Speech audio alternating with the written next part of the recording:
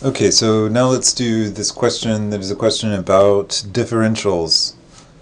Um, so the question says, the radius of a circular disk is given as 24 centimeters with a maximum error in measurement of 0.2 centimeters. And then we want to find these two things. A, use differentials to estimate the maximum error in the calculated area of the disk. And B says what is the relative error. Okay, so let's just do those one at a time. So we're talking about the area of a function. So I'm going to write down the equation that describes the area of a function. Where am I getting area? Right here from this word, okay? So the area of a function is equal to pi r squared, right? Okay. So it says the radius of a circular disk is given as 24 centimeters. Okay, so you have to imagine that, we're actually in reality, kind of in non-math land, measuring the radius of some circle. And we think that it's about 24 centimeters, but because we're fallible mortals, there could be a little bit of error. So we think that it's plus or minus 0.2 centimeters. That's the error in our measurement. Okay, so we let dx stand for this small amount. So dx is going to stand for this small possible error, 0.2 centimeters. Okay, and all right.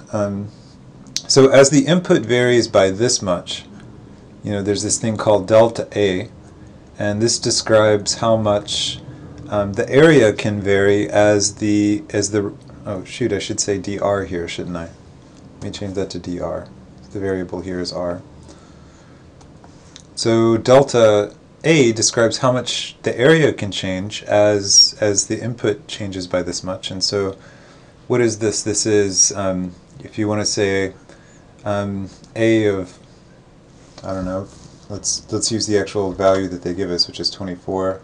24 plus 0.2 minus A, where the radius is just 24. Okay.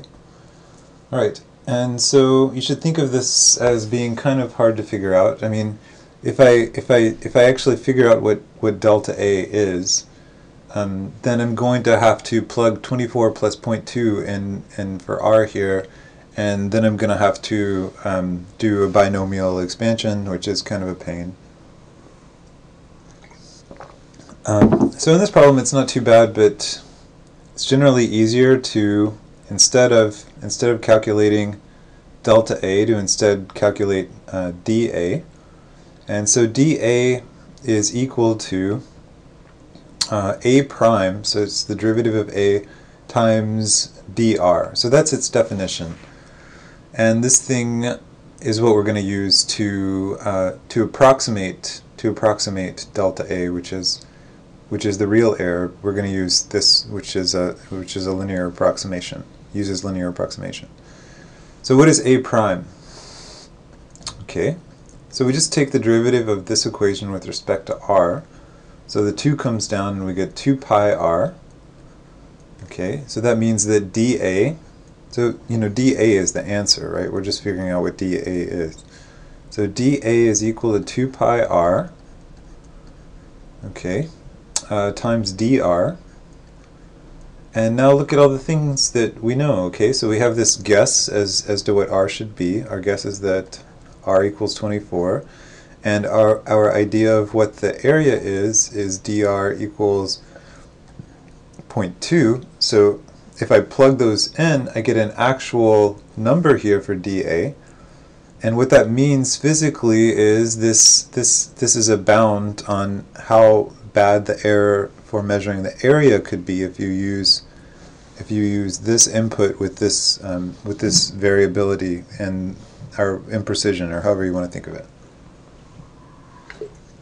So I'll plug in those values. So I plug in 24 for r. That gives me 2 pi times 24.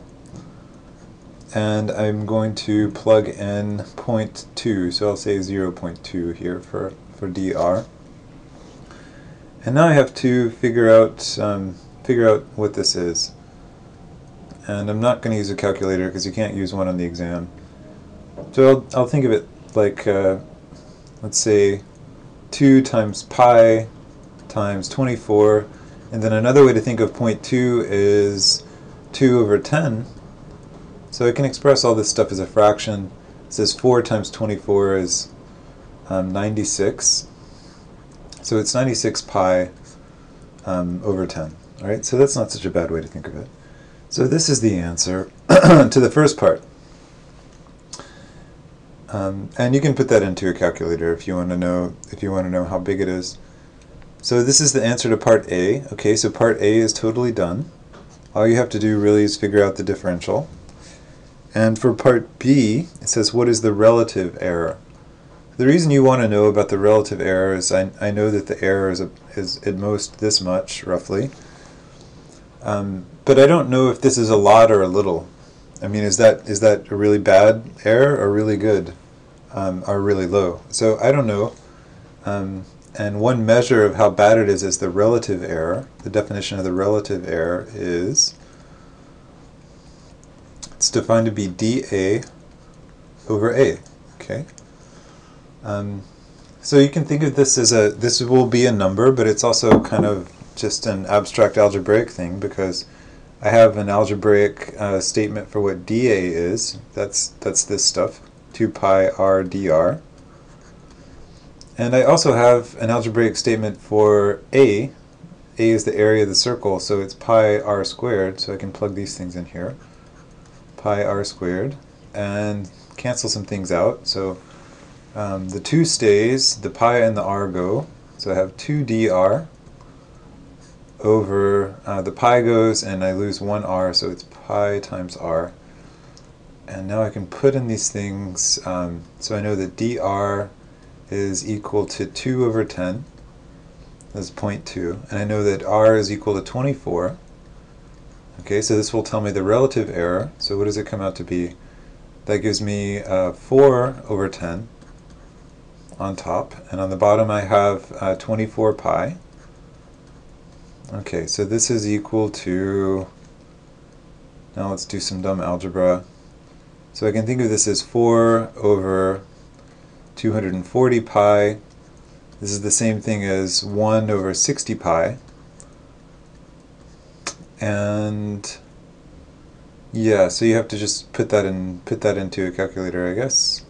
It looks pretty small to me because pi is roughly 3, right? So this is like 1 over 180, and that means that if you think of it as a percentage, it's going to be less than 1% error, which is not bad. Okay, great. And that's all there is to this question. It is done.